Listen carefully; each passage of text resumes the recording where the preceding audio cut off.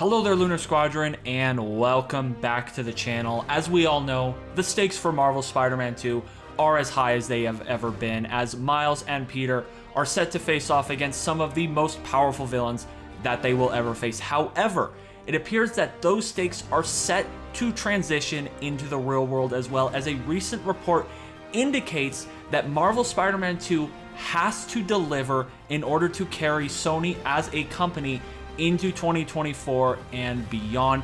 And today we are going to talk about everything you need to know, potential consequences of this, and why you should care about all of this. But first, if you're new to the channel, we would love to have you as always, and the way to do that, just go down below this video, hit that little subscribe button and the bell notification right on next to it. It will notify you every single time that Andreas and I upload. Now with that out of the way, Andreas, let's talk about this huge challenge that Marvel Spider-Man 2 has to tackle. Let's do this, guys.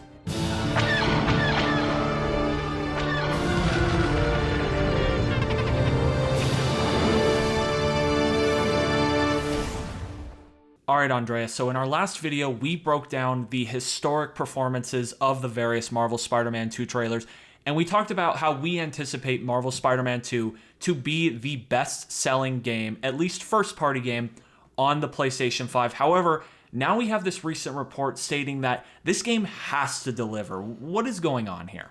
That's right, Nick. All of this news and noise about this particular issue is flowing from a recent quarterly report and subsequent investor call out of Sony as a broader corporation. For those of you who don't know, PlayStation falls within a broader umbrella, which includes Sony at large, Sony being in part a hardware company that sells, among other things, electronics that are parts for phones, and it also includes Sony Pictures and their whole entertainment wing.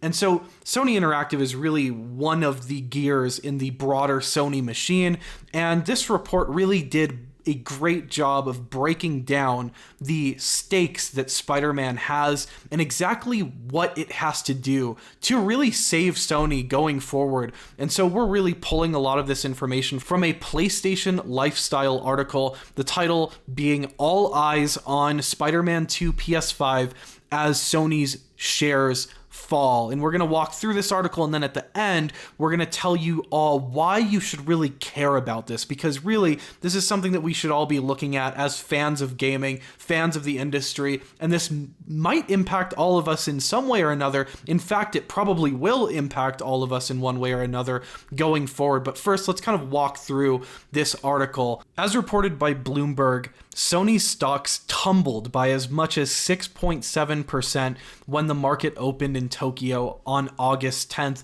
That's 2 days ago from the recording of this video, 3 days ago from the release of this video.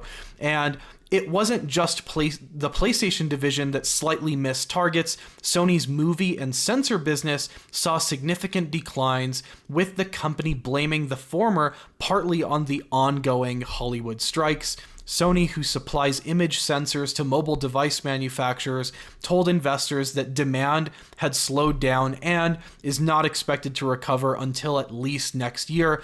On the PS5 front, Sony remains hopeful that it'll meet its target of selling 25 million consoles within the financial year. And then this is really the money quote here. All eyes are now on how Sony can grow PlayStation subscriber numbers and the release of Spider-Man in the fall, Japan-based analyst Serkan Toto told Bloomberg. Quote, that game absolutely has to deliver in order to carry Sony through the holidays and into 2024. As we all know, Marvel Spider-Man 2 is releasing on October 20th, 2023. So we are imminently expecting the release of this game, and to kind of set the grounds here, set the stakes here, Sony is looking at a landscape where there is an ongoing film strike that is going to be impacting its theatrical side of things.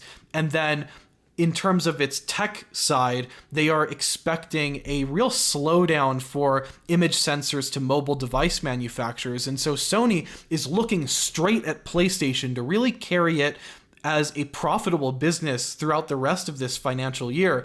And so when we're looking at Sony, we're looking at PlayStation, the one game that really has to deliver here is Spider-Man. So not only does Spider-Man have to deliver in its heroics in the game, but Spider-Man as a property, as a functioning, sale-driving video game has to perform to keep Sony afloat throughout this next year. Yeah, it absolutely does. And I think we're all reasonably expecting, like, again, we said it in our last video, we are anticipating that Marvel Spider-Man 2 will be the best-selling game on the PlayStation 5 for the foreseeable future. We believe the only type of game that could take it down is a release of a game like GTA 6. We really are expecting this game to sell incredibly well. And it sounds like, and it appears that Sony is putting all of their eggs in the basket of Marvel Spider-Man 2. So not only does this game have these huge stakes of having to live up to the first two games, having to live up to the name of the Spider-Man franchise and deliver something truly special, it now has this huge Sony problem that it has to fix. The entire company, Sony's entire brand, is looking just to this game. And this is this is one of the largest companies, one of the most influential companies in the world, looking to Marvel Spider-Man 2 to save it from a financial standpoint. Now, some of you may be asking, well, why should we care about this? That is because on the off chance that Marvel Spider-Man 2 does not deliver, that could have a huge domino effect on future releases from not just Sony and Sony Pictures, but perhaps even from PlayStation games themselves. We already had that recent report that said that Sony was looking to push out some of their upcoming releases. So really, this is the flagship game that is coming to PS5. This really is the end-all be-all for the PlayStation 5 for the foreseeable future. And if this game is successful, which we anticipate, then we can reasonably expect Sony to be able to invest more resources and time into these upcoming exclusives outside of Marvel Spider-Man 2, other games that we know and love. The God of War franchise, the Last of Us franchise, perhaps Uncharted one day, the next Horizon franchise. These all need Marvel Spider-Man 2 probably to succeed. And if on the off chance Marvel Spider-Man 2 somehow flops, that could have huge consequences on all of the other games that we love out of PlayStation. That's right, Nick. And even beyond the impact that this will have on the PlayStation community, I think this even has an impact on gaming at large as well, because when you look at entertainment throughout this past year and going forward into the next few years, we've really seen this domino effect of where one studio really isn't hitting its marks, then it kind of spreads to all of the other studios. And I'm wondering if Sony is failing, then we look to other gaming companies throughout the industry.